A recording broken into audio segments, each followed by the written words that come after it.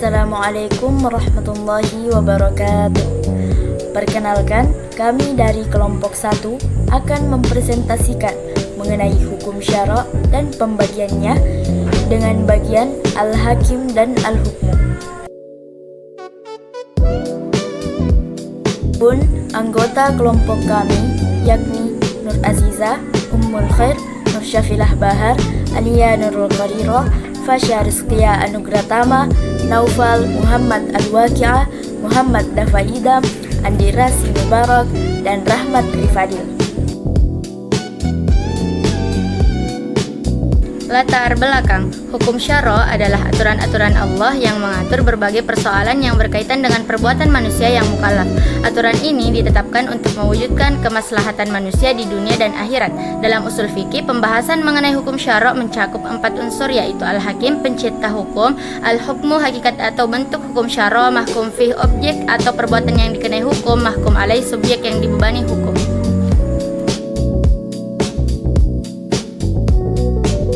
Yang pertama, Al-Hakim. Para ulama sepakat bahawa sumber hukum syariat bagi setiap perbuatan manusia yang mukallaf adalah Allah Subhanahu wa Ta'ala. Hukum-hukum itu ada yang diberikan secara langsung melalui nas wahyu atau Al-Quran dan Sunnah, dan ada yang digali oleh para mujtahid melalui proses istinbat berdasarkan dalil-dalil syar'i. Al-Quran menegaskan bahawa penetapan hukum adalah hak Allah, sehingga Allah disebut Al-Syar'i, pencipta hukum syariat. Persoalan yang kemudian muncul adalah bagaimana peran Rasulullah SAW dan para mujtahid dalam proses penetapan hukum. Dalam hal ini terdapat 2 pendapat ulama. Pendapat pertama, pembuat hukum hanyalah Allah. Rasul hanya menyampaikan dan menjelaskan hukum dari Allah. Mazhab ini tidak membahas ilat hukum dan tidak menerima qiyas. Pendapat kedua, Rasul dan mujtahid berperan menjelaskan serta menetapkan hukum yang tidak disebutkan dalam Al-Quran. Setelah Rasul wafat, mujtahid sangat diperlukan untuk menetapkan hukum bagi persoalan baru. Meski demikian, pada hakikatnya para mujtahid tidak menciptakan hukum, tetapi hanya menisbatkan dari petunjuk Allah. Pembuat hukum tetap Allah Subhanahu wa Ta'ala.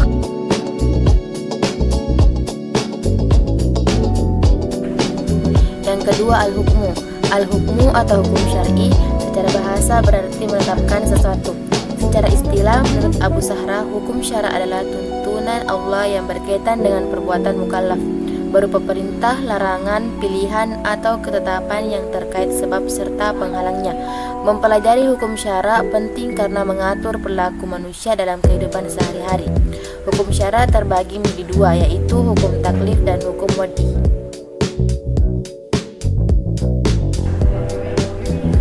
Hukum taklifi, yaitu tuntutan Allah terkait perbuatan mukallaf. Jumhur ulama membaginya menjadi 5. 1. Wajib al-ijab, yaitu perintah pasti.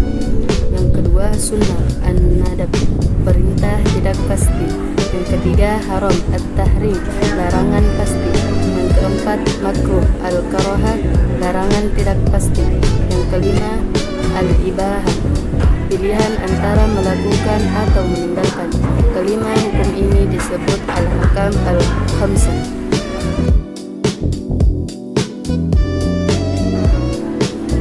Hukum wadi, yaitu hukum yang menjadi penyebab, syarat atau penghalang adanya hukum taklifi. Bentuknya: 1. Sebab, hal yang menyebabkan timbulnya hukum, misal tergelincirnya matahari, diwajibkannya zuhur. 2. Syarat, hal yang harus ada sebelum hukum berlaku, baik syarat wajib maupun syarat sah, misal tahara atau sahnya salat. 3. Mani atau penghalang, sesuatu yang mencegah berlakunya hukum atau sebab, misal haid menghalangi salat. 4. Azimah dan rukhsah, hukum asal tanpa uzur dan keringanan karena uzur seperti qasar bagi musafir. 5. Sah dan batal, penilaian terhadap terpenuhi atau tidaknya syarat dan rukun suatu perbuatan, misal sahnya salat atau wudu. Simpulan, Allah Al-Hakim adalah sumber hukum syara', sementara Al-Hukmu adalah ketetapannya yang mengatur perbuatan mukallaf. Rasul menjelaskan hukum tersebut dan para mujtahid menggali hukumnya ketika tidak ada nas yang tegas. Sekian presentasi dari kami. Kami tutup dengan quotes, tenanglah, apa yang ditakdirkan untukmu tidak akan pernah melewatimu. Terima kasih atas segala perhatiannya. Hadanallahu ila sabilis salam. Assalamualaikum warahmatullahi wabarakatuh.